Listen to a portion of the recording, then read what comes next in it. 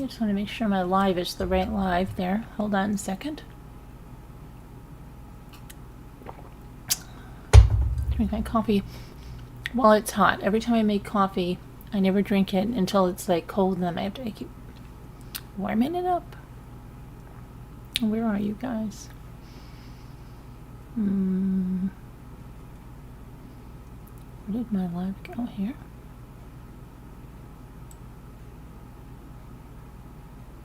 Yes, over here. All right. Okay. Let me get over here.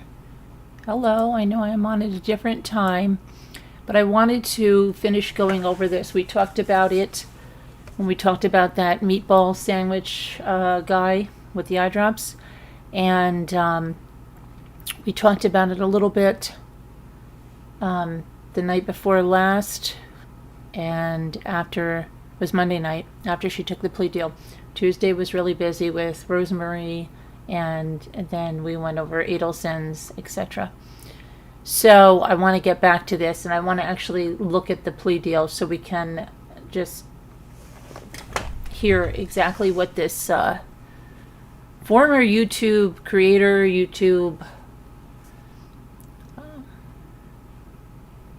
family blogger, 8 passengers, Ruby Franke, actually admitted guilt to. So let me go and get that. The other thing is with Ruby Franke, of course she had the YouTube channel 8 Passengers, and she drew a lot of criticism on that because things like her daughter forgot lunch at school, and she did a video, I think she was in her car, and she was like, I hope nobody gives her anything to eat because she said she made her lunch and she has to learn. That's the way things are. And the girl was no more than 8. I think she was 7 or 8. There was another video with her son who, because he pulled a prank on his brother, and kids are going to pull pranks. I mean, okay? Yeah. He told the kid that they were going to Disney World or something. How many of us grew up with brothers or sisters that told us we were adopted?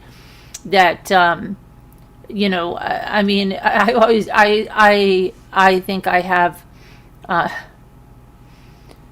My oldest brother was loved to do stuff like that to my sister and I. And it was probably, who knows, things were done to him from the older brothers, the 2 older brothers, but he would do like crazy things.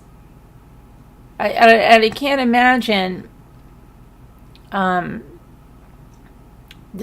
punishment in their house for this was that he didn't have a bed anymore. And, you know, he slept on a beanbag, I think, and they took off his bedroom door, and it was like over the top. I don't know. I think the kids seem pretty funny. I don't know all the details of it, but okay. So he pulled a prank on his brother. You know, it just, everything was like over the top. And I think food was used, or the restriction of food used as a punishment.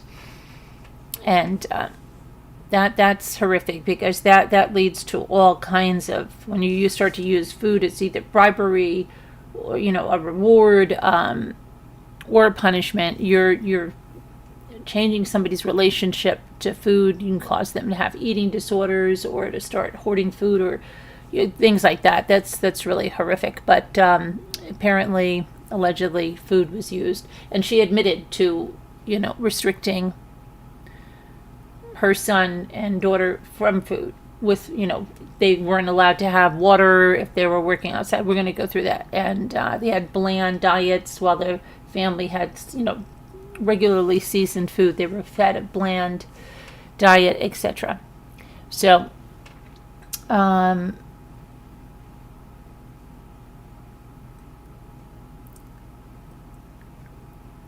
wondering if Ruby grabbed some of this stuff from when they sent their son, their oldest son, the one that pulled the prank, to that boot camp.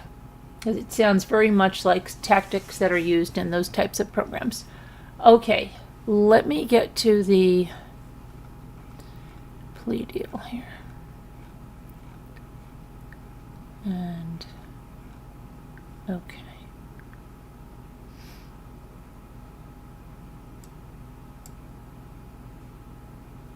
Let me just, where's my,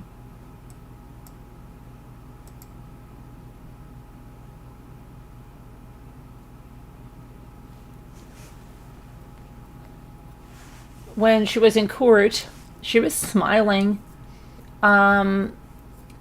Looks like she cut her hair, had her hair cut. I was amazed at seeing her father in court. I thought it was her husband. They said her sister and her parents were in court. They showed family in court, and then they showed them, you know, quickly exiting the court without a comment. But I was amazed at how young her parents seemed. And let me see how old Ruby is. But just how much, my goodness, her husband, well, soon to be ex-husband, because he filed for divorce, looks like her dad. And I'm thinking, wow, that's a little weird, okay? Because I thought it was Kevin, her husband, or soon to be ex-husband. She is, okay, she's 41. Right, and who knows? Her mother, I don't know where she falls in there, but in the 60s, they could, yeah. Yeah, but she looked, she's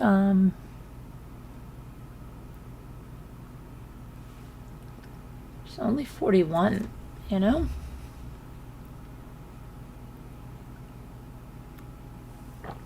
And how old is her oldest child? Now that I see her, she reminds me of someone I know here. Oldest. Isn't her oldest child?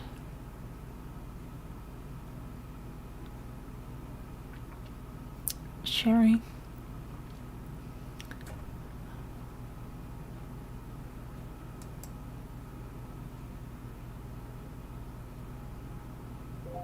Well, I'll take it. 20 years old, 20, 21. Okay, so, all right. I don't know. I just thought she just looks, and you've seen the other pictures of her, like, looking pretty, like, haggard. Her hair was longer. She's smiling like crazy in these pictures. You can't really, I mean, in this video, she's there. She is looking at her family. When she pled guilty to what I'm going to read off to you, well, they didn't read, they just did the counts, but I'm going to read the details. She had to close her eyes, and then guilty. Her attorney was holding a pad in front of her, and then on the last one, she said, with my deepest regret and sorrow for my family and children, guilty. Okay. So this is the state of Utah versus Ruby Franke. And this is the plea deal that she signed here.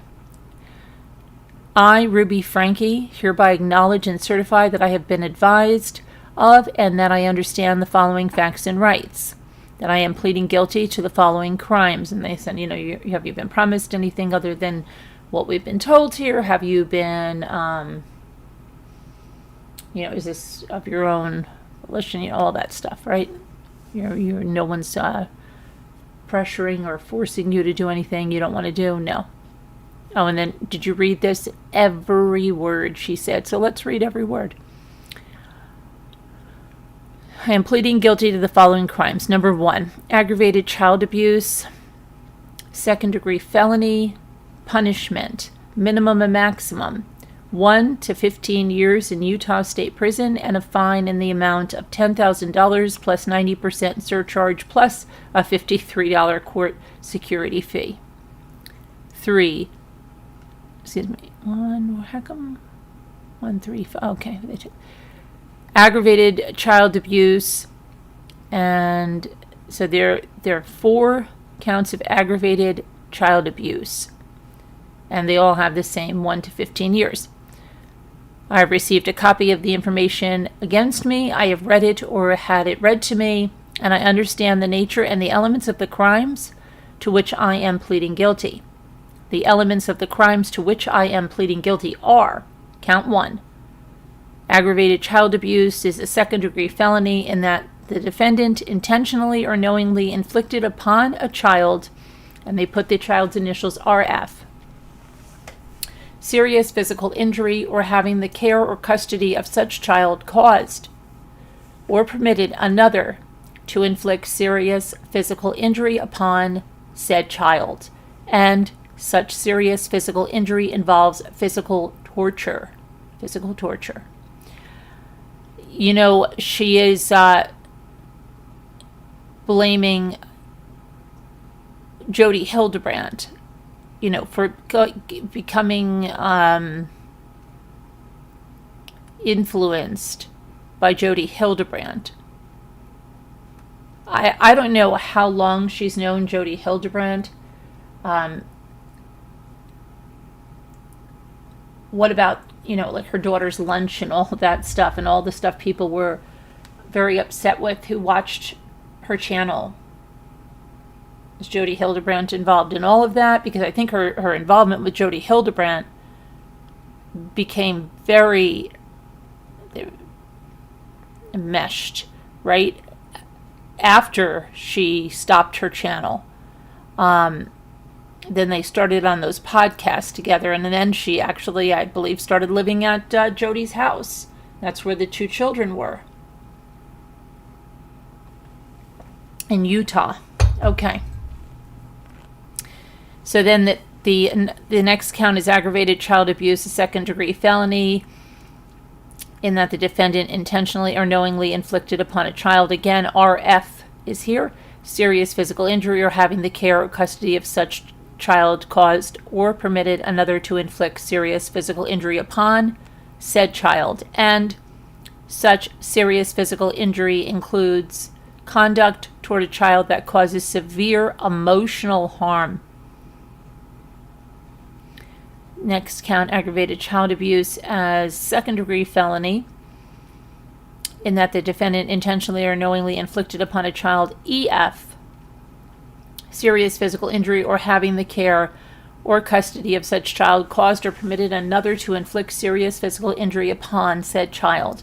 And such serious physical injury includes conduct towards a child that causes severe emotional harm. And then the last count here, aggravated child abuse, a second-degree felony, in that the defendant intentionally or knowingly inflicted upon a child EF serious physical injury or having the care or custody of such child caused or permitted another to inflict serious physical injury upon said child. And such serious physical injury includes any combination of 2 or more physical injuries inflicted by the same person, either at the same time or on different occasions. Okay, here we go. I understand that by pleading guilty, I will be admitting that I committed the crimes listed above.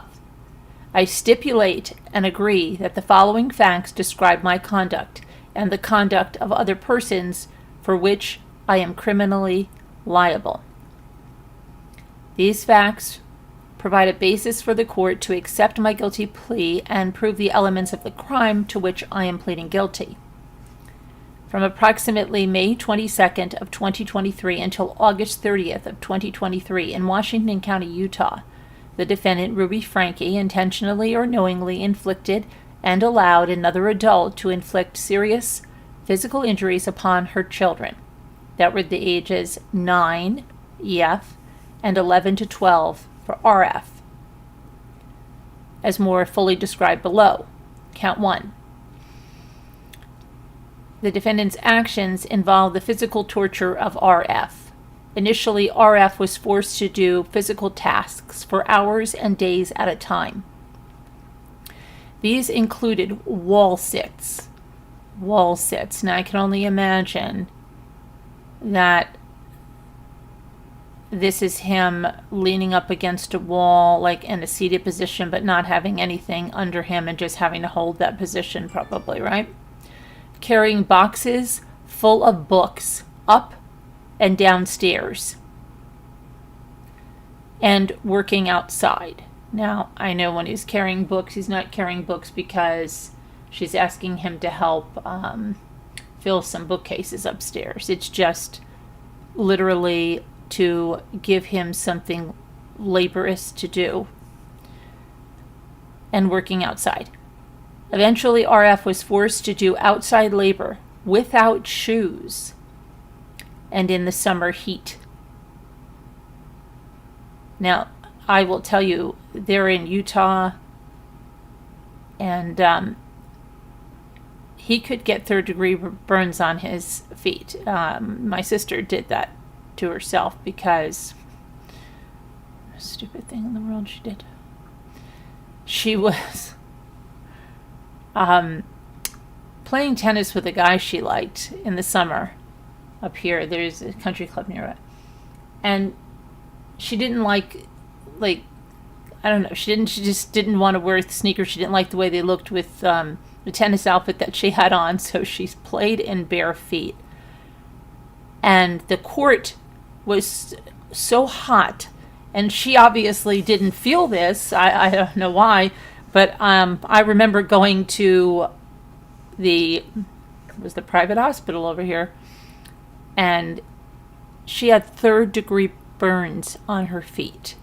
No one could believe, like, why do you have that? Well, because I didn't think the sneakers looked at, oh my gosh. I remember her getting a tetanus. It was terrible, but I remember that. So I can't imagine intentionally, as a parent, telling your child not to wear shoes, to go outside and do that work. Horrible.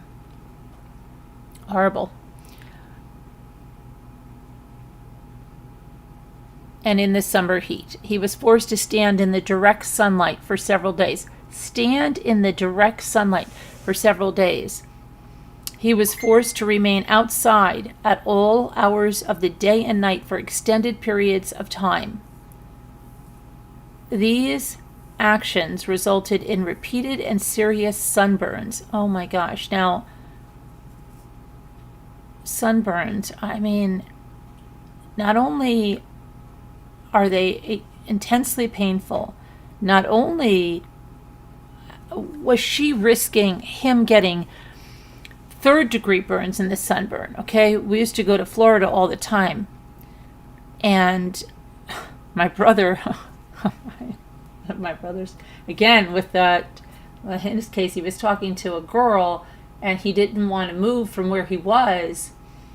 So he just sat there on the lounge chair talking to her. He was laying on his stomach, and he got third-degree burns on his upper arms. And I remember the blisters on that, and a trip to the hospital in Florida. So I can't imagine, subjecting someone to that.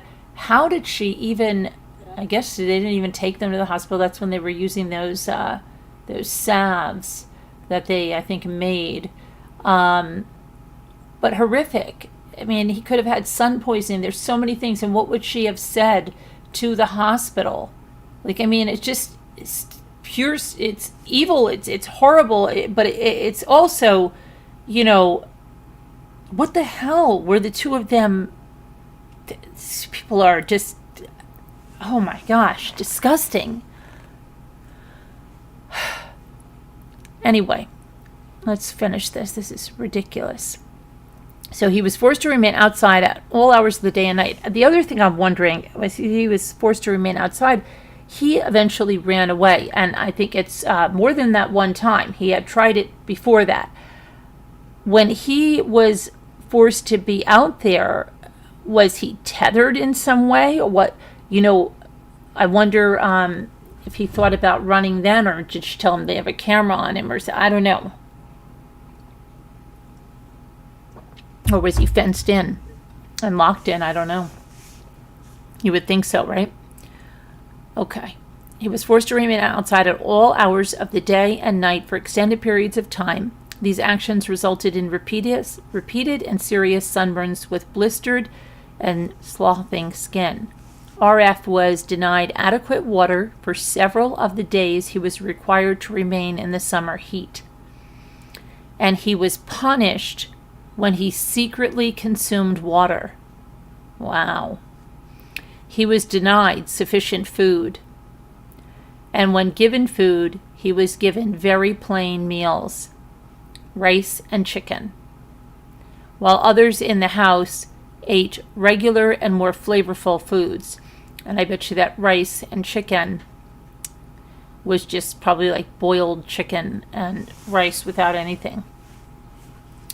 He was isolated from other people and denied all forms of entertainment, including books, notebooks, and electronics. In addition, after RF attempted to run away in July, see, there's that attempted runaway prior to the August, his hands and feet were regularly bound. Binding included being tied to the defendant and to weights, so he was tied to her. Wow. Tied to weights. Wow. Many times the binding included using 2 sets of handcuffs. Oh my gosh. Now, if you don't realize you're under someone's influence, if you don't realize like this is it's not okay. I mean, that's really, I'm surprised she didn't do the whole go to trial and try to do like a Jody Arias, that poor abused thing. She was she was under Jody Hildebrandt's influence so much. She was just enamored and just doing everything she said because she worshipped the ground she walked on, and she was one of her victims. I'm surprised she really didn't take it the whole way and try to get acquitted there. Okay, using 2 sets of handcuffs, one on RF's wrists and one on his ankles, at times with RF lying on his stomach. Ropes were used to tie the 2 sets of handcuffs together so that his arms and lower legs were lifted off the ground. The bindings resulted in injuries to RF's wrists and ankles, where the handcuffs cut through the skin and damaged the muscle and tissue. Who in the world thinks of like torturous stuff like this? And then goes on a podcast and acts like, oh, wow. These injuries were treated with homeopathic remedies and covered with duct tape. Duct tape. Duct tape. Oh my gosh. Then the bindings were placed on top of the duct tape. Oh my gosh. Specific instances of abuse committed by the defendant include 1. Kicking RF while wearing boots. 2. Holding his head under water. And 3. Cutting off oxygen by placing her hands over his mouth and nose. Wow. Whew. Count 2. These actions described above caused severe emotional harm to RF due to the fact that they began in May and escalated throughout the summer months. Yeah, I wonder what she was doing in that home with Kevin.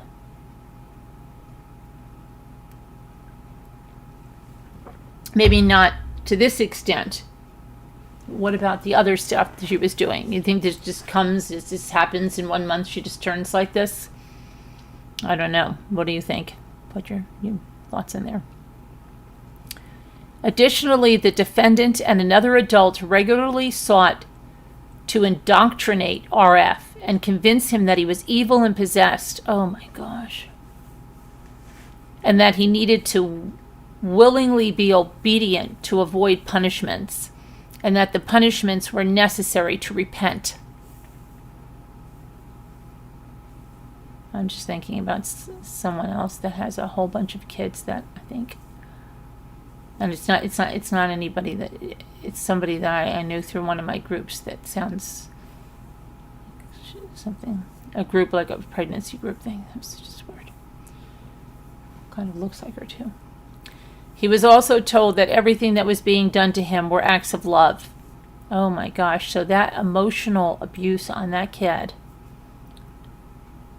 Count 3. The defendant's actions also caused severe emotional harm to EF. Other than binding and the specific instances of abuse RF was subjected to, EF was subjected to the same treatment as her brother. She was isolated and forced to do the physical tasks, to remain outside and denied food and water. She was repeatedly told she was evil and possessed. The punishments were necessary for her to be obedient and to repent, and these things were being done to her in order to help her. I have an idea. Why don't they do the same thing to her, right? Oh, we're just trying to help you, Ruby. You need to admit you're evil and possessed, and you need to repent. We need to put you outside and not give you water, let you get sunburn over and over and over again. And what I was going to say about the sunburn that she let him over and over and over again, that's so bad for you. You know, as parents, you feel terrible if your child gets a sunburn, like if they go to school and you go, oh my gosh, didn't put sunscreen on, right? You feel terrible, like, oh. And we're not talking about something that has blisters and all that stuff, but you just feel like, oh my gosh, tremendous guilt over that. And here's this woman intentionally doing this to her kids. Oh my gosh. It's crazy. And these things were being done to her in order to help her. Yeah, Ruby, we're doing this to help you. Well, yeah, that would be something. I wonder what she'd say.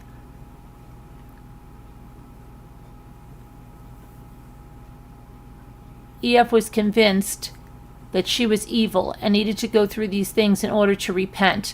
And I wonder, what about all of this stuff, this crazy stuff she said in court about the horrible things that she accused her son of, and the reason that these two children were isolated? Was that, yeah, I believe that is not even true. And if it's not, that is tremendous. No matter what, that's tremendous emotional abuse of what she did. But to say stuff like that about those kids and not come and correct that, that's horrible. Or to convince them that they did that, which I think this is about. She should have to publicly say that she was lying when she was in court and saying that. Okay.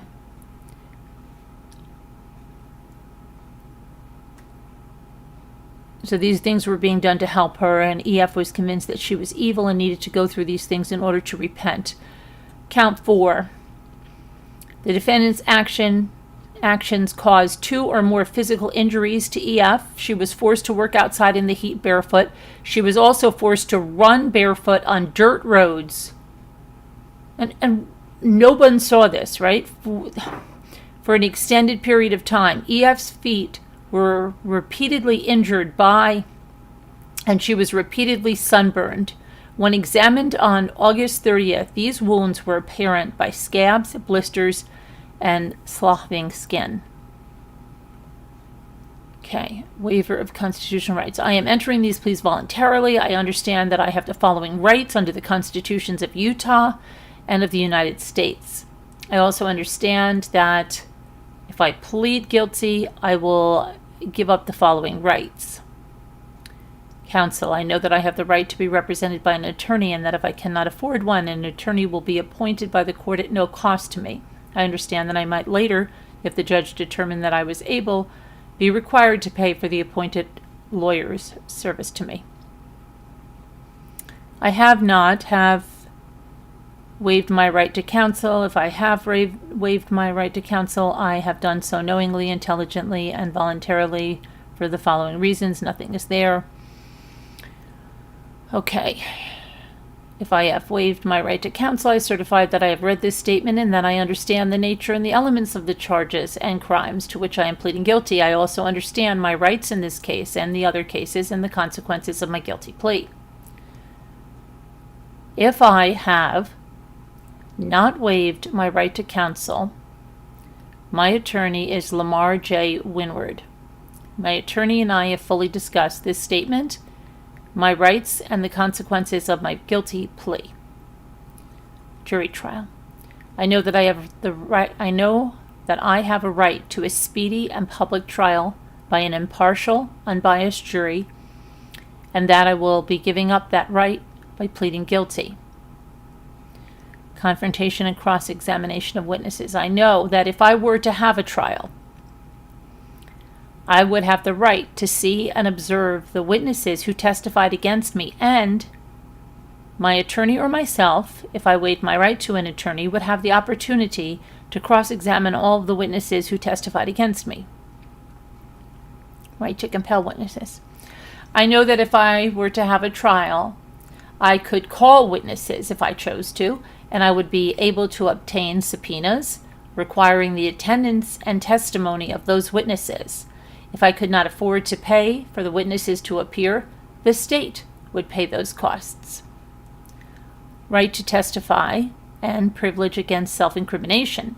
I know that if I were to have a trial, I would have the right to testify on my own behalf. I also know that if I chose not to testify, no one could make me testify or make me give evidence against myself. I also know that if I chose not to testify, the jury would be told that they could not hold my refusal to testify against me. Presumption of innocence and the burden of proof. I know that if I do not plead guilty, I am presumed innocent until the state proves that I am guilty of the charged crimes. If I choose to fight the charges against me, I need only plead not guilty, and my case will be set for a trial. At a trial, the state would have the burden of proving each element of the charge beyond a reasonable doubt. If the trial is going before a jury, the verdict must be unanimous, meaning that each juror would have to find me guilty. I understand that if I plead guilty, I give up the presumption of innocence and will be admitting that I committed the crime stated above. Appeal. I know that under the Utah Constitution, if I were convicted by a jury or judge, I would have the right to appeal my conviction and sentence. If I could not afford the costs of an appeal, the state would pay those costs for me. I understand that I am giving up my right to appeal my conviction if I plead guilty. I understand that if I wish to appeal my sentence, I must file a notice of appeal within 30 days after my sentence is entered. I know and understand that by pleading guilty, I am waiving and giving up all the statutory and constitutional rights as explained above. Consequences of entering a guilty plea. Oh, and I'm just going to tell you, stay tuned to the end because we're going to talk about Gypsy. Oh my gosh. Why am I? Gypsy Rose getting out of jail today. Prison. Okay. Mommy, Dad, and Dearest, Dee Dee, and Gypsy. Okay. I'm going to go over that at the end. Potential penalties. I know the maximum sentence that may be imposed for each crime to which I am pleading guilty, 15 years. I know that by pleading guilty to a crime that carries a mandatory penalty, I will be subjecting myself to serving a mandatory penalty for that crime. I know that my sentence may include a prison term, fine, or both. I know that in addition to 90% surcharge will be imposed, I also know that I may be ordered to make restitution to any victim of my crimes, including any restitution that may be owed on charges that are dismissed as part of a plea agreement. Consecutive concurrent prison terms. I know that If there is more than one crime involved, the sentences may be imposed one after another consecutively, or they may run at the same time concurrently. I know that I may be charged an additional fine for each crime that I plead to. I also know that if I am on probation or parole or awaiting sentencing on another offense of which I have been convicted or which I have pled guilty, my guilty plea now may result in consecutive sentences being imposed on me. If the offenses to which I am now pleading guilty occurred when I was imprisoned or on parole, I know the law requires the court to impose consecutive sentences, unless the court finds and states on the record that consecutive sentences would be inappropriate. Plea agreement. My guilty plea is the result of a plea agreement between myself and the prosecuting attorney. All the promises, duties, and provisions of the plea agreement, if any, are fully contained in this statement, including those explained below. 1. The defendant agrees to plead guilty to count 1, aggravated child abuse, second-degree felony, to count 3, so they took count 2 off the table, aggravated child abuse, a second-degree felony, count 5, and took 4 off, aggravated child abuse, second-degree felony, count 6, aggravated child abuse, a second-degree felony. The state agrees to dismiss count 2, aggravated child abuse, second-degree felony, and count 4, aggravated child abuse, a second-degree felony. The defendant shall submit to a pre-sentence investigation with adult probation and parole. The defendant agrees to serve a prison term. The sentence received for count 1, count 3, count 5, and count 6 are to be served consecutive to each other. So that she's agreed to that. Yes. The defendant agrees to testify truthfully against Jody Hildebrandt, and in return, the Washington County Attorney's Office agrees to remain neutral regarding future hearings before the Utah Board of Pardons and Parole. So they'll remain neutral. She is going to testify truthfully against Jody Hildebrandt. I wonder what Jody's thinking. Jody goes to court on December 27th. Okay. Trial judge not bound. I know that any charge or sentencing, confession, or recommendation of probation or suspended sentence, including a reduction of the charges for sentencing, made or sought by either defense counsel or the prosecuting attorney, are not binding on the judge. I also know that any opinions they express to me as to what they believe the judge may do are not binding on the judge. Deportation, I know that it has been explained to me that any criminal conviction may have adverse immigration consequences for, that is not pertaining to her. Enhanced penalties for future convictions. I have been informed that the plea I am entering will result in a conviction. I have been further informed that my plea could be used in the future to increase the severity of future criminal offenses and or increase the severity of the sentence that I might receive for convictions of criminal offenses. Waiver of preliminary hearing. I understand that I have a right to a preliminary hearing at which the state of Utah would carry the burden of proof to present to the court sufficient evidence to show that there is probable cause that I committed the offenses with which I am charged, and that at the conclusion of the hearing, failure of the state to produce such evidence may lead to charges being reduced or dismissed, and that by entering in this agreement, I am waiving my right to said preliminary hearing. Acknowledgement of firearm restriction.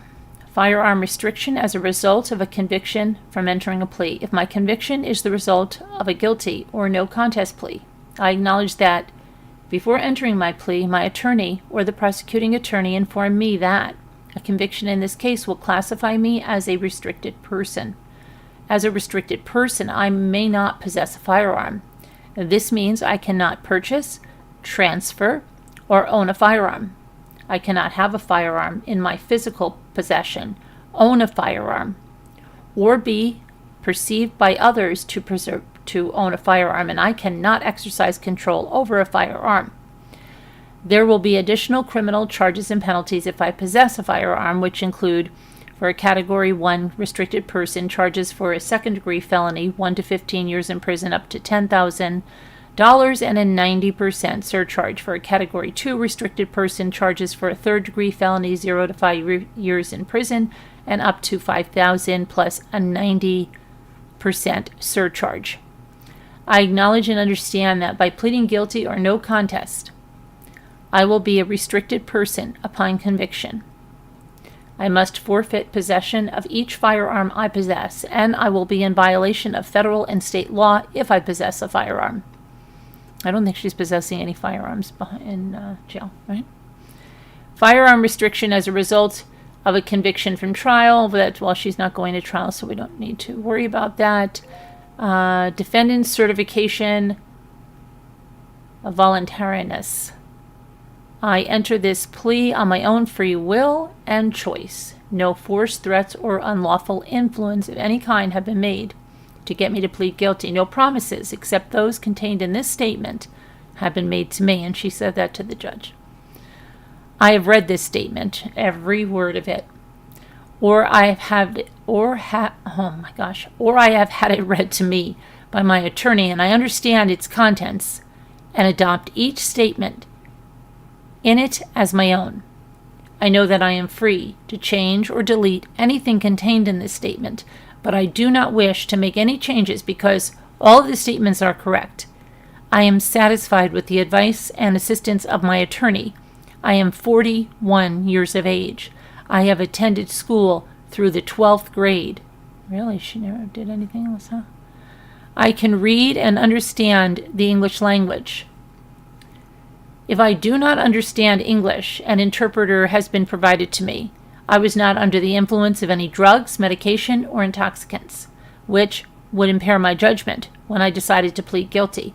I am not presently under the influence of any drug, medication, or intoxicant, which impair my judgment. I believe myself to be of sound and discerning mind, and to be mentally capable of understanding these proceedings and the consequences of my plea. I am free of any mental disease, defect, or impairment that would prevent me from understanding what I am doing or from knowingly, intelligently, and voluntarily entering my plea. I understand that if I want to withdraw my guilty plea, I must file a written motion to withdraw my plea before the sentence is announced. That's in February. I understand that for a plea held in abeyance, a motion to withdraw from the plea agreement must be made within 30 days of pleading guilty.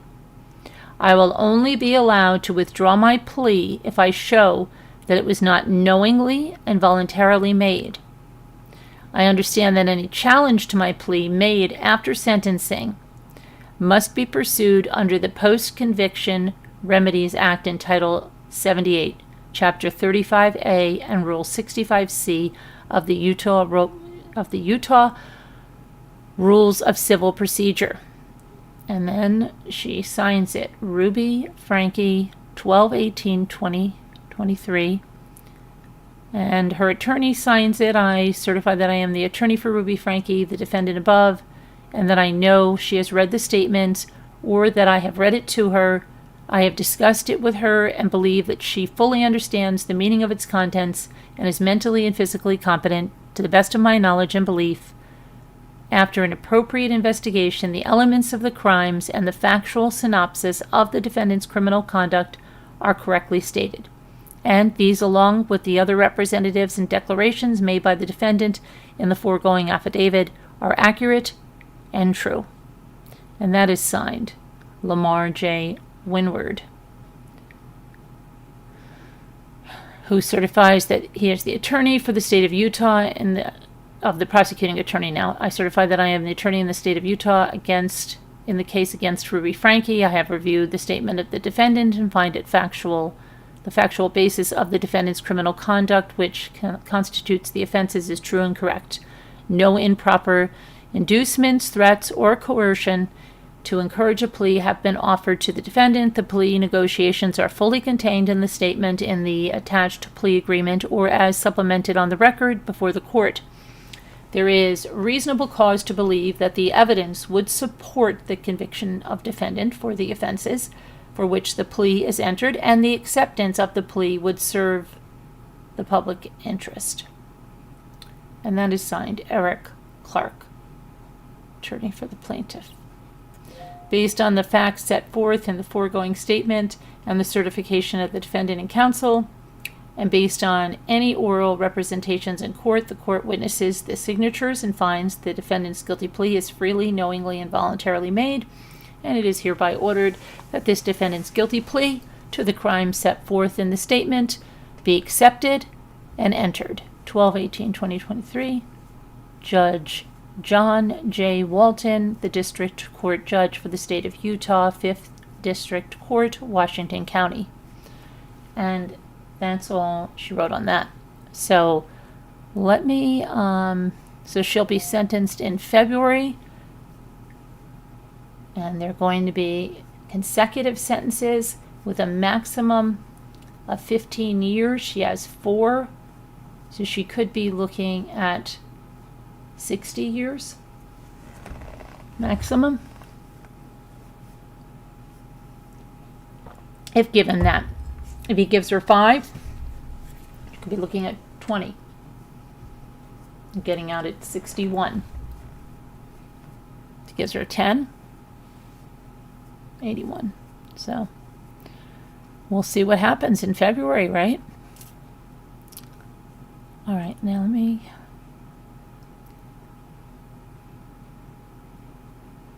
go over to here, see what's going on with you guys.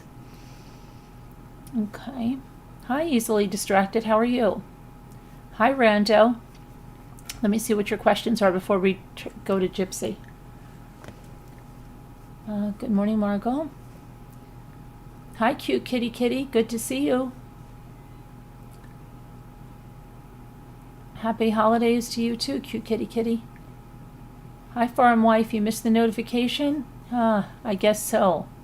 Right? It's okay. Thank you for coming. Ruby had started a children's clothing line that was successful. She gave up that business when she started with Jody. But farm wife, do you think that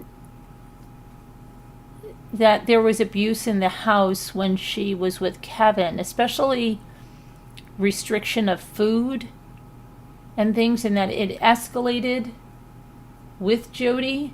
And it's funny, I can't listen to Jody. I know Scooter's listened to a lot of the podcasts, but she never speaks of binding children, does she, in those podcasts? Like, she's a complete fraud, right? She doesn't talk about doing any of the punishments that they subjected these kids to, like running barefoot on a dirt road or working outside in the sun with bare feet or all of those things, right? She doesn't talk about any of that in her podcast. In fact, I think she also, I don't think she'd talk about kicking a child with boots on and all of that stuff. Let me see here. They are in southern Utah. It's very hot. Yeah. Very hot, very dry. It's absolutely horrible. Cute kitty kitty says, hello, Chris Ray. My husband had to roll me over carefully. Oh, all I can relate to is that I've been out all day until I was fully red with sunburn and looked like a fireball candy. Oh my goodness, my husband had to roll me over carefully. He couldn't even poke me with his finger. What can I say? I was trying to get it done. Well, I remember every time we would go, because I told you when I was between the ages of, I think it was like 8th to 8th grade, I think, my parents had purchased a condo in Florida, and we would go down quite frequently. And I remember going down, and every time we did, how white my skin is, and I would just love to be in the pool and everything, and I would burn so much, like the first few days. And I just remember it was around Easter time we were there this one time, and my parents went out, and I just remember being in the bed with these white sheets, and I was in so much pain from the sunburn, and I didn't have blisters or anything. It was just a bad sunburn.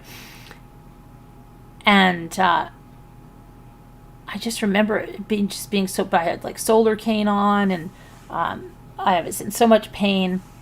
And I'm thinking like, wow, and it just how horrible it is. Like, but then just to magnify that and it's terrible. It's not good. And then you feel cold and ironically sometimes, and you feel it's horrible. It's a horrible feeling. You don't even want clothes on your skin, and then you could get sun poisoning and so many other things. I mean, I'm surprised these kids didn't end up in the hospital prior to when they did. I mean, I don't know. It's so crazy. All right, let's see here. Rando says, I've never even spanked my kids, and they turned out amazing. I can't imagine hurting my children ever. Yeah, right? And she's a monster. The house is in the Red Rock Desert. My heart breaks for those 2 little children. I know, farm life, it's horrendous. And the emotional abuse, and oh my gosh, everything that's been done to that's what I mean. These children come into the world innocent, and then you have these just evil parents that, oh my gosh, just break them. And prayers that they can get through this stuff. And wow, it's just so horrendous. But I don't want them, I want them to know that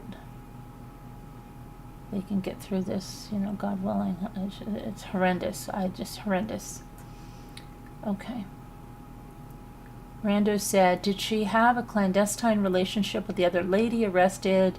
I know she was married, but still wonder, though it's against. Yeah, I don't know. It was some kind of. She definitely looked up to her. Now, now that I know how young it seems her parents are, could it be that she was looking at Jody like this mother figure? I don't know. Could Jody have been looking at her in another way, even if it was that kind of relationship? Was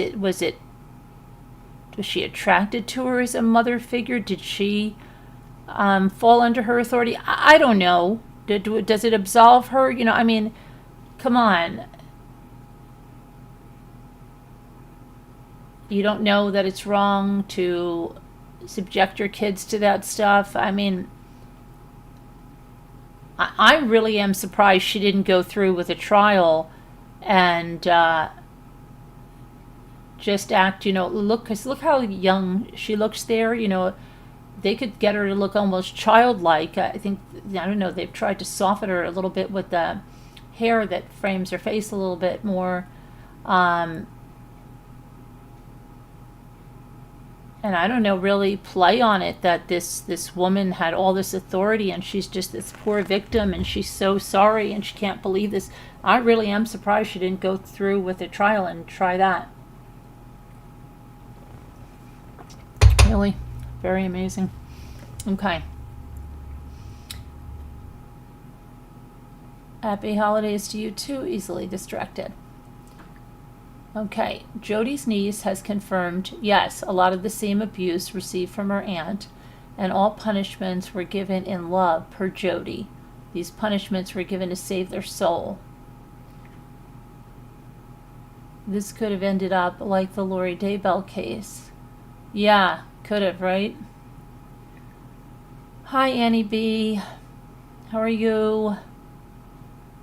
You have to do your Christmas shopping with the hubby now. Good luck to you.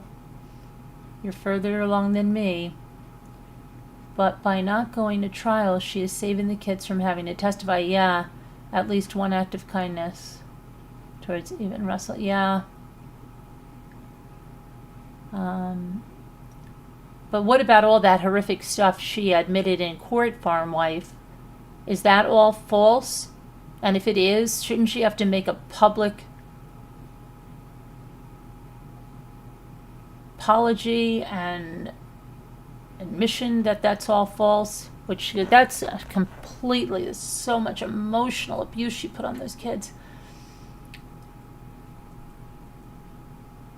Okay, so let's, let me just go and get this other stuff here. Gypsy Blanchard. Because isn't she getting released today?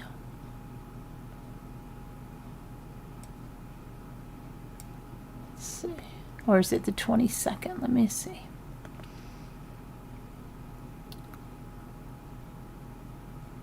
Gypsy.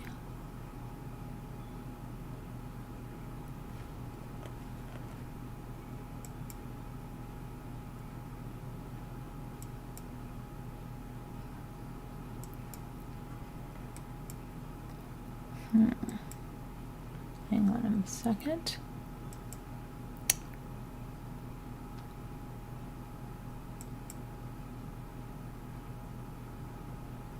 Okay.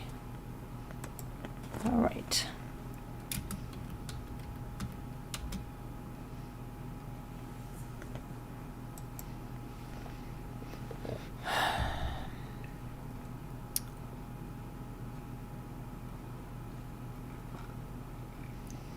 My internet is being terrible today. It doesn't want to listen.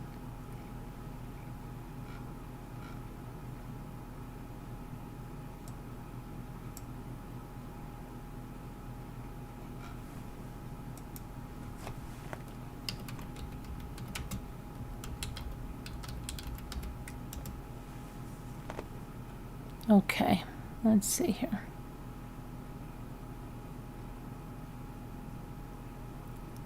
Oh, we have, she's getting out on the 28th, so she's going to be getting out here, but I don't know, why did I think it was the 20th? Then I thought it was the 22nd. So they're going to make her wait till after Christmas, but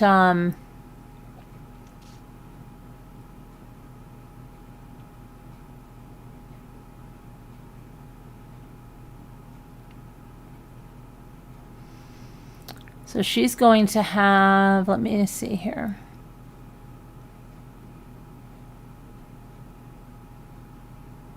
'28th. Yep.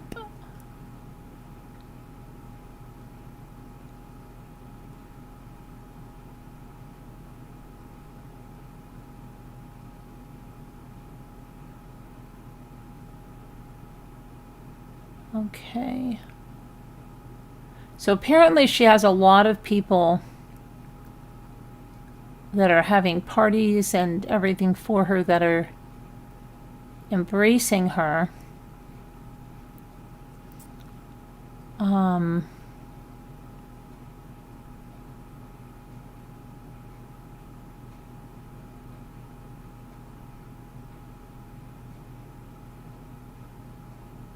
And where is she going to, I wonder where she'll be going to with her mother.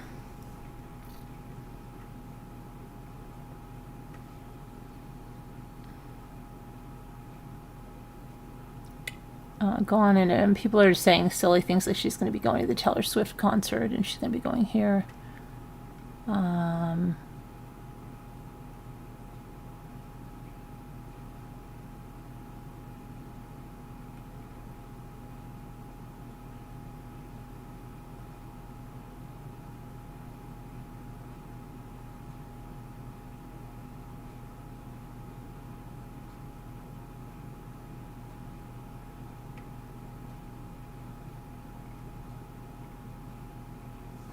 To celebrate.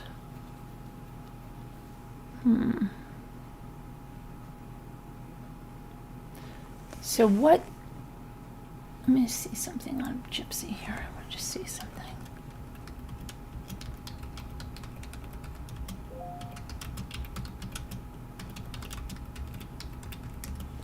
So her dad's around, I know, right? Because he's around. She served 7 years.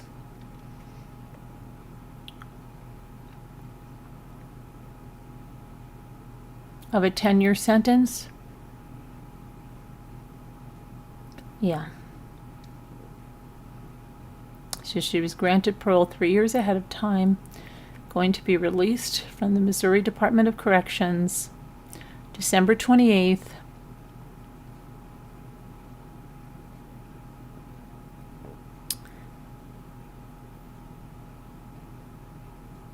Oh, and is she still married to that guy that she got married to, Ryan Scott Anderson?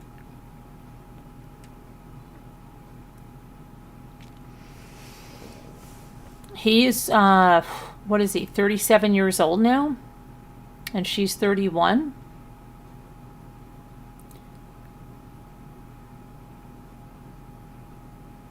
Oh boy. Wonder if she'll be...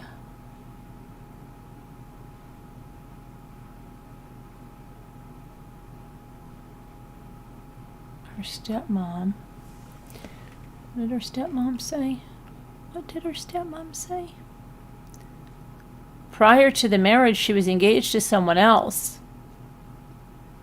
Christy Blanchard, her stepmom, said that engagement was called off in August of 2019. So is she still with that guy? Did she have conjugal visits? Or I wonder... Probably not, I would say. Let me see if Gypsy is still married.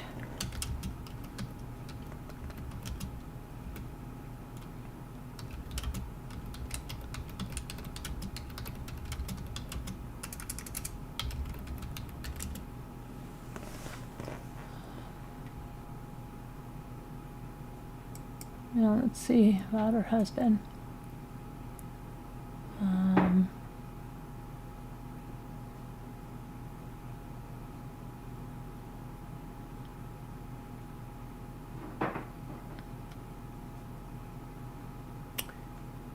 Oh, wait a second. The couple sparked split rumors more than once, and in November of 2022, Gypsy wrote to her family to inform them that she was filing for an annulment. However,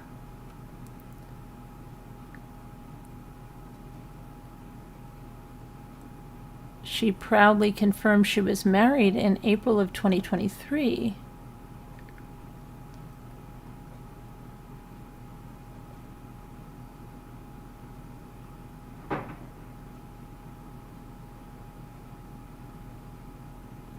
She wrote in an email to Josh after he sent messages insinuating he wanted a romantic relationship with her. I am a married woman. My husband's name is Ryan Anderson.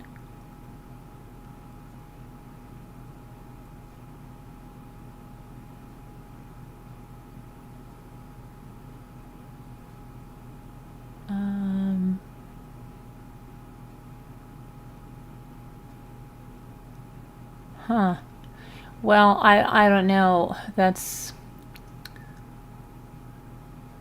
troublesome, right? Because who is he? And Nicholas Goodjohn, they met on the Christian dating site. Christian dating site, and they hook up for murder, right? Wow.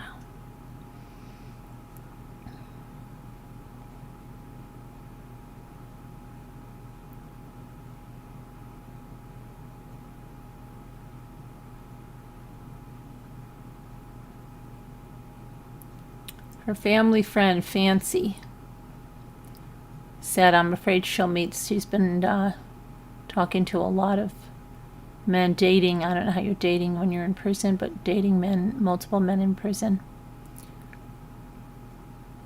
These guys are from support groups. Yeah. That's not a good thing, right? She doesn't even really... It doesn't seem to be what she needs there. I don't know how that's going to work out for her.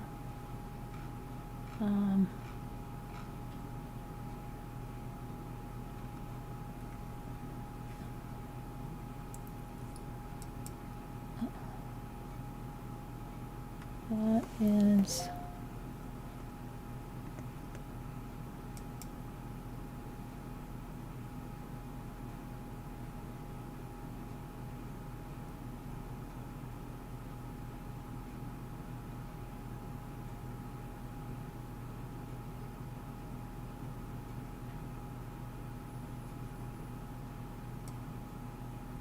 Oh, is this her marriage photo?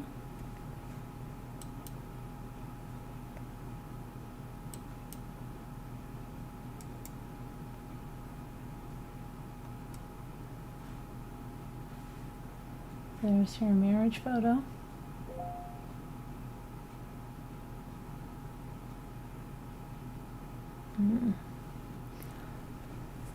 Sorry, that looks...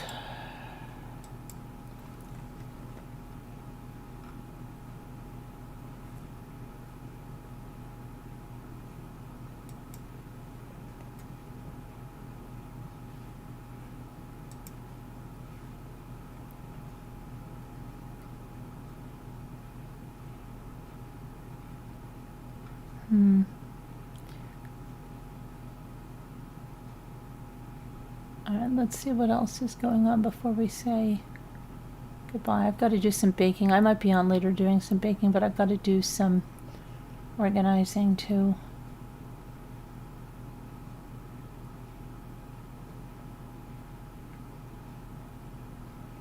Let's see what else is going on. Allison Mack is released. You know, the Nexium? So she's released from prison after serving time for her role in that cult.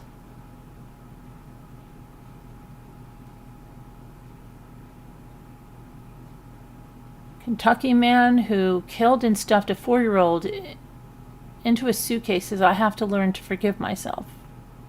Wow. Okay.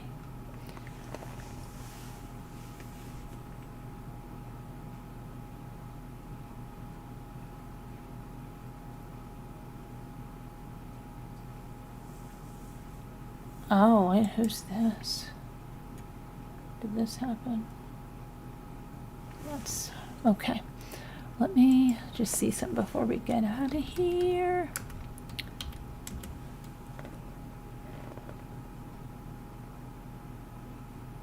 Oh my goodness. What?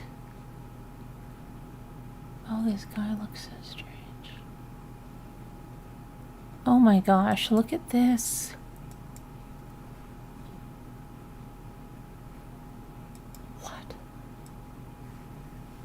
I'm just going to ask you. I'm not even going to say something. I just know.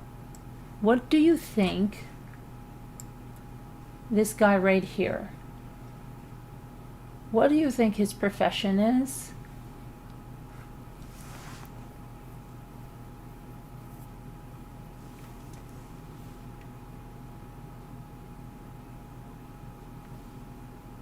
Well, he's a doctor, a fertility doctor.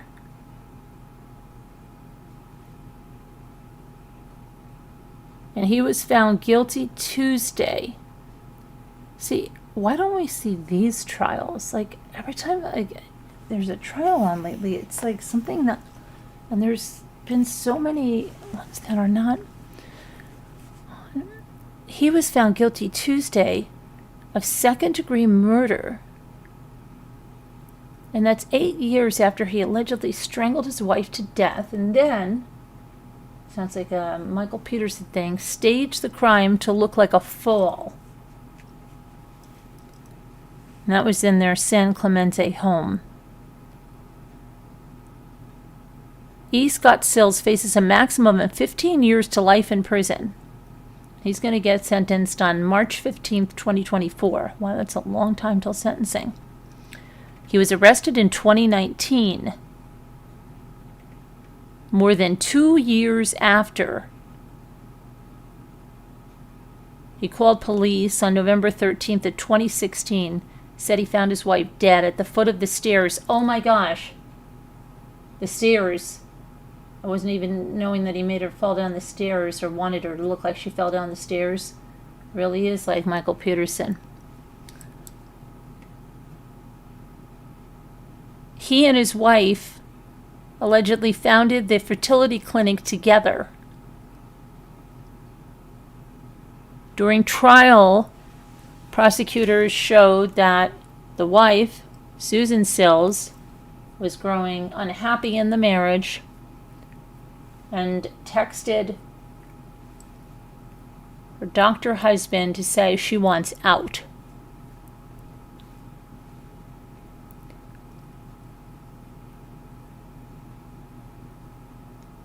But the catalyst, according to the prosecutors, was a topless photo, which Susan posted in a chat room after losing a bet. And that bet was about the Republican nomination for president. Prosecutor's case says that E. Scott Sills became fixated on her doing that. And they even had a printout of a conversation she had in the chat room talking about what her husband would think about it. They found that he had that printout. In the autopsy, cause of death was strangulation. Evidence found in the house were blood stains on the wall and the curtains in their daughter's bedroom. And that was where she was sleeping the night that she was killed because she had a migraine. There was a clump of her hair found in that room, and it looked like everything pointed to a violent struggle. And I quote the District Attorney Todd Spitzer saying, "Think of how diabolical you have to be, not only to kill your wife, but to make it look like she had fallen down the stairs. It took calculated planning to commit this crime, and worse of all, he ruthlessly and selfishly murdered the mother of their children, who are now left without their parents." Well, I want to look into that a little more. So let me see. E. Scott Sills. See what we see for E. Scott Sills here. He actually looks a bit like Peterson. Let's see.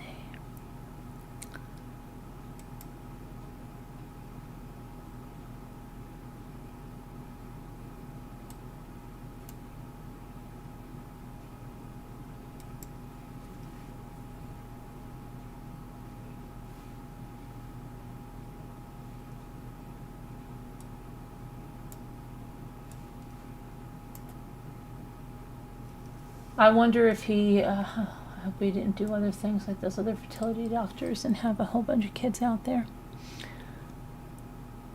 The jury deliberated for 3 hours. So, Charlie, you're in good company there. You have a little over 2 hours, right?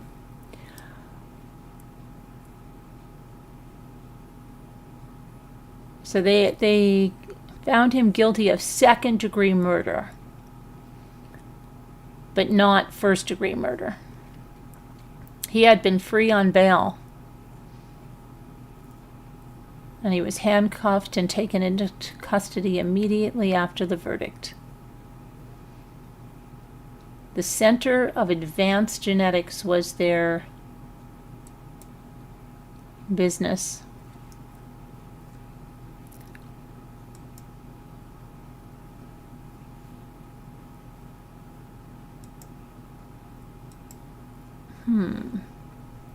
Center for Advanced Genetics.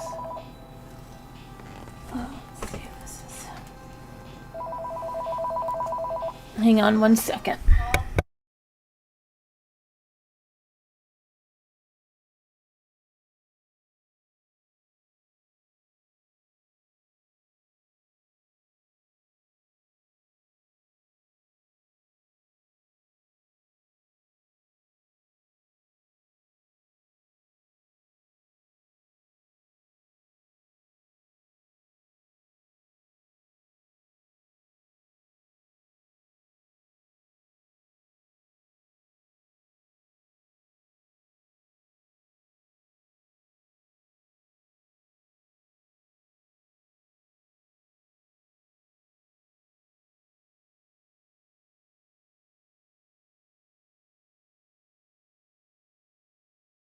Sorry, I had to take that call. It was important. Okay.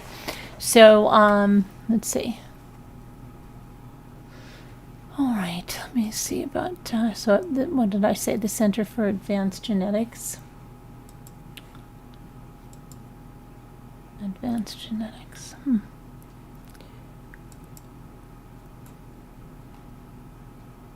So, Eric is 58. He was older than 58. And in 2016, see, some things take a long time to get there. The wheels of justice move slowly, don't they? So she would be 52 if she was still alive. Susan Stephanie Arswaga Sills.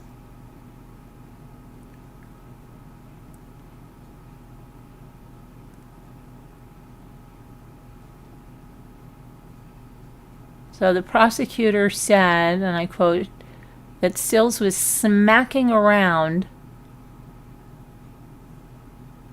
Susan before strangling her and staging her death as an accident. He beat and strangled her. But his attorney, Jack Early, said that the migraine-suffering wife stumbled down the stairs where she sustained a fatal spinal injury. Except there were two problems. There were marks around her neck, indicating that she was choked, and there was blood on the drapes in the room she was sleeping in.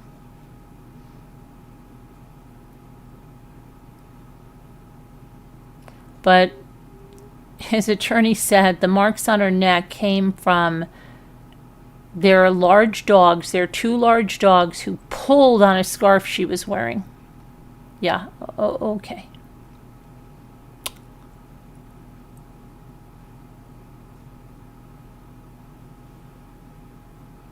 They wanted a first-degree murder conviction because the prosecutors were talking about how long it takes to strangle someone, 3 minutes, and quote, 3 minutes, that's a long time to squeeze the life out of someone, end quote. But jurors were given the option of second-degree murder and voluntary manslaughter.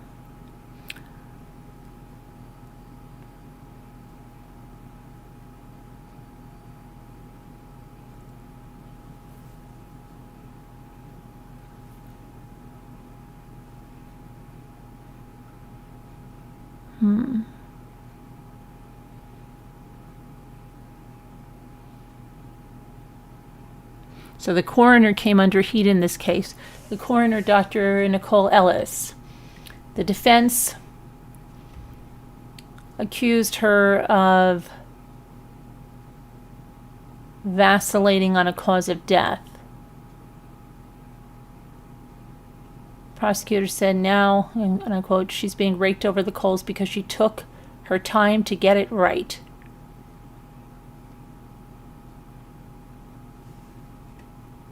At the time that she performed the autopsy, she had done 2,300 of them with only a handful of strangulation cases. As of the trial, she has performed 4,136 and 9 strangulation cases.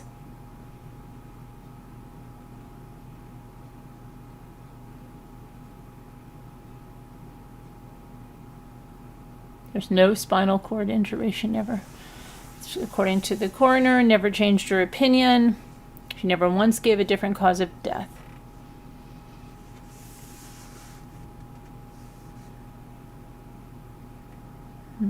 The couple's daughter discussed how she had to replace the curtains.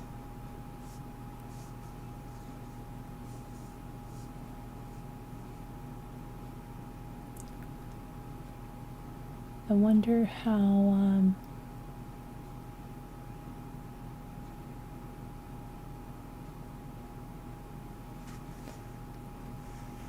scarf.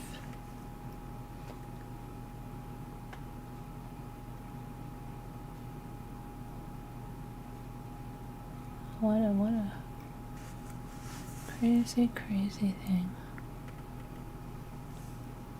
So how long between she posted that picture? I'm surprised, and having that, that's... I wonder if that would have been a trial I would have liked to have watched.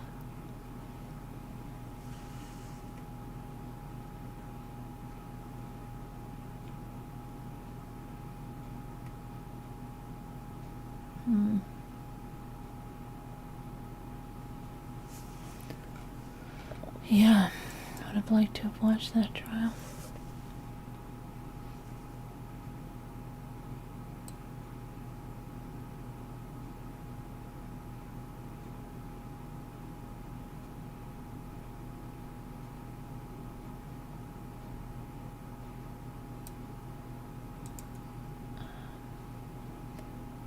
The other one I was talking about yesterday was the case of the lawyer that actually allegedly accidentally killed his wife in the car and then started selling all of her stuff. And it's this one.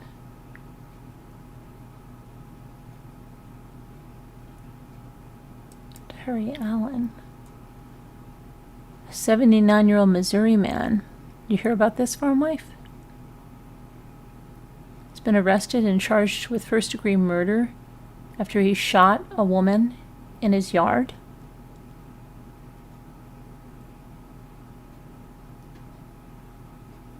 She had multiple gunshot wounds. Let's see what that's about.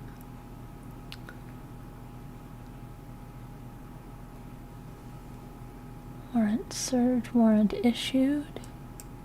What is that? I guess that's a very common name, but isn't that... At first I thought it was like something in Delphi. Or, not that, or it was in the one where that girl was killed, Molly Tibbetts or something. So, I don't know why that name is coming there. But anyway, let's see what happened here. That's not the one I want. Warrant issued, complaint filed. Let's see, what's the complaint in this case?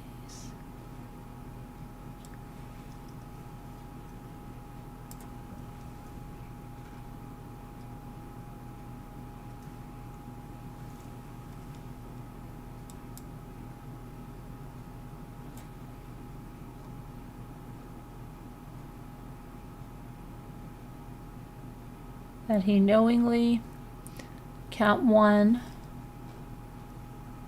there we go, the prosecuting attorney of the County of Bollinger, State of Missouri, charges that the defendant, either alone or in concert with another, on or about December 16, 2023, in the County of Bollinger, State of Missouri, the defendant, after deliberation, knowingly caused the death of victim 1 by shooting her. That's Terry V. Allen of Glen Allen, Missouri. Count 2. The defendant is in violation of Section 571.015 RSMO, committed the felony of armed criminal action punishable under conviction.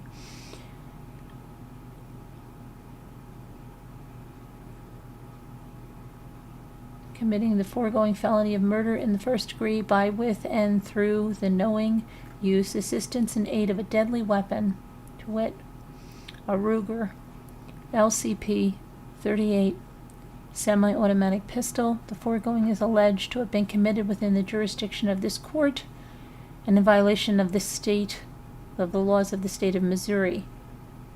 And you are to bring the defendant forthwith before this court, but no later than 48 hours after confinement.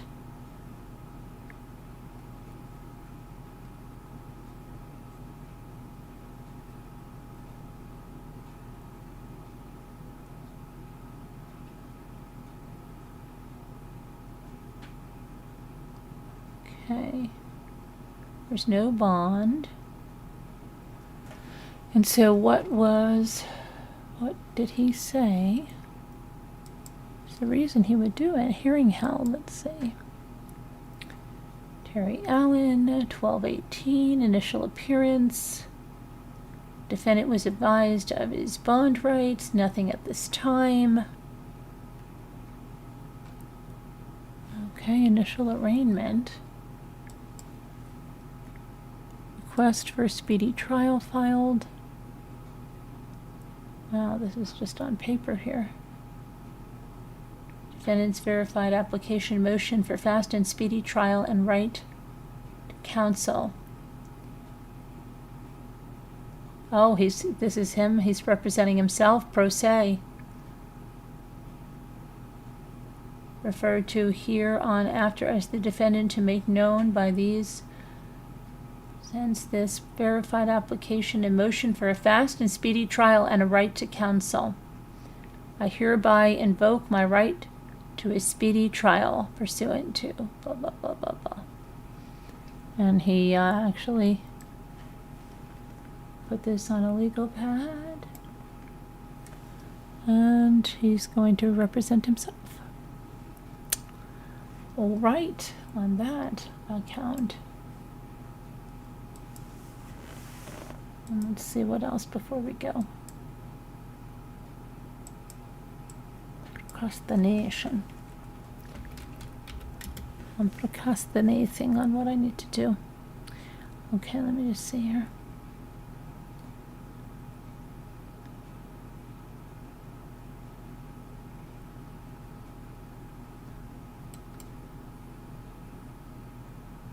Oh, they have,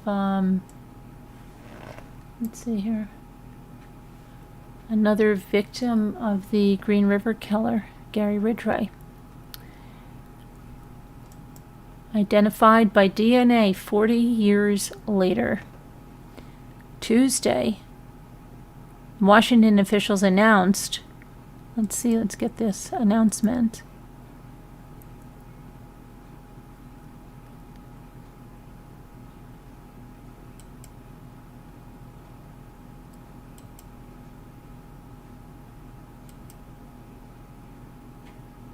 Okay, so breaking news from the Kings County Sheriff's Office, official release.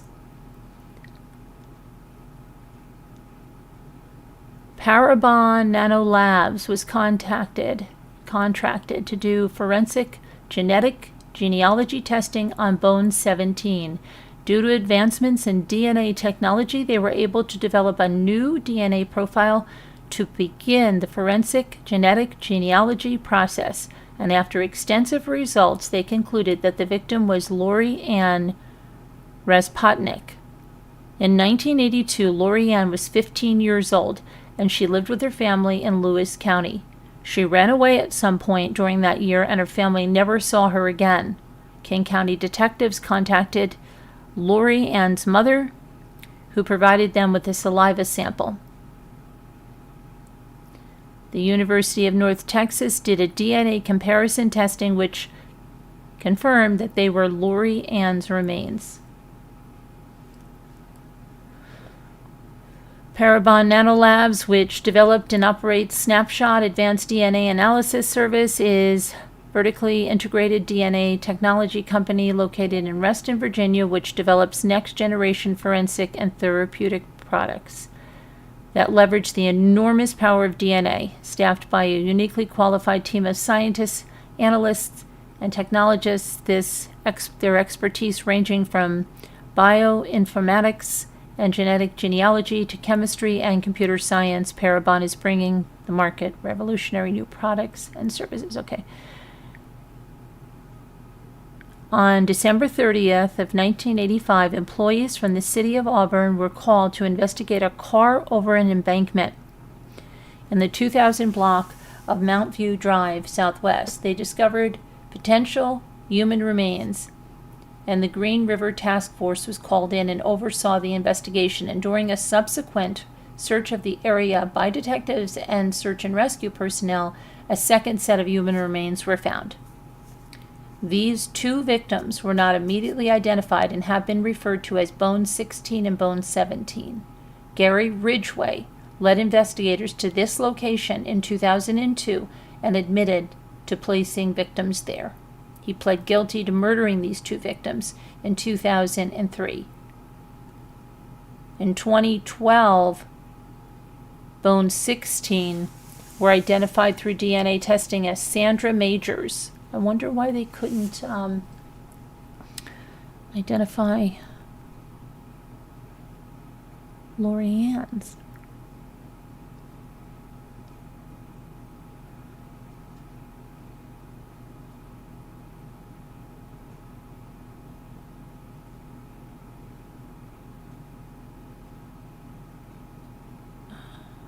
Let me see here.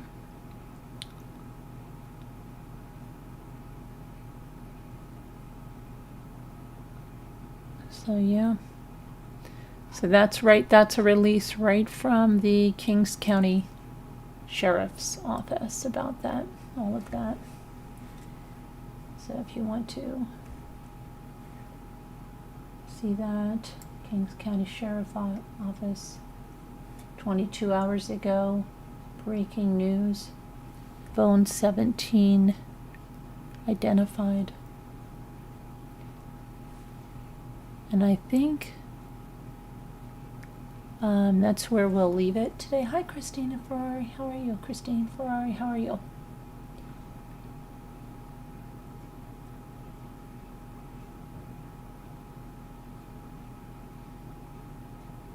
Let's see.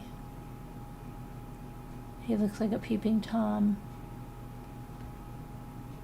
You have all your wrapping still to do. Your youngest daughter is in a courtroom right now trying to keep your son's killer in jail. It's been 10 years. He wants out, of course. Please pray. Of course, Linda. I'm so sorry.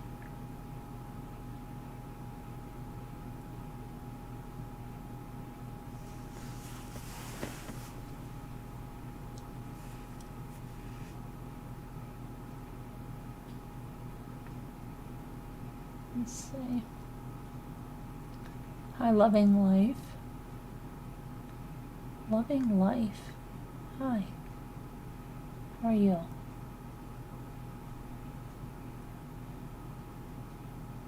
Where in Missouri? Oh, that is way down southeast. Okay. You're okay, Christine? Well, that's good. Like I said, I might be on a little later. We'll see. But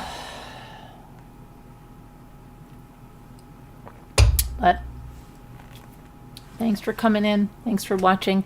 Yeah, I've got to go get myself busy here. All right, everybody. I'll talk to you later. Take it easy. Be good. Bye now.